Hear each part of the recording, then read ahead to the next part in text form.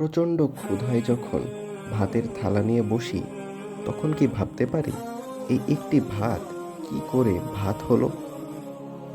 ভাতের আগে চাল, তার আগে ধান, তার আগে গাছ, বীজ, জল, সার, সূর্যের তাপ আর খোলা বাতাসের সাথে ধাপে ধাপে কত জনের কত ধরনের শ্রমের সামে শানিত হয়ে তৈরি হয়েছে এই ভাতের নলা। তাছাড়া মাটির গর্ভে নিহিত বীজের মধ্যে কে দিল বৃক্ষের শীষ? নরম লকলকে শিশু গাছ কিভাবে মাটির বুক ভেদ করে বেরিয়ে এলো? তার শরীর শীতল করতে কে ঝরালো কোমল শিশির? শরীর শক্ত করতে কে দিল সূর্যের তাপ? শীর্ণ ডগায় কোথা থেকে এলো নয়নকাড়া শস্যের বাহার?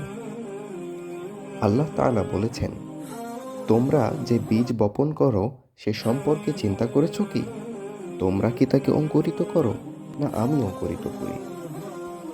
বই ইসলামে জীবিকার সমাধান। লেখক মোহাম্মদ জাইনুল আবেদিন।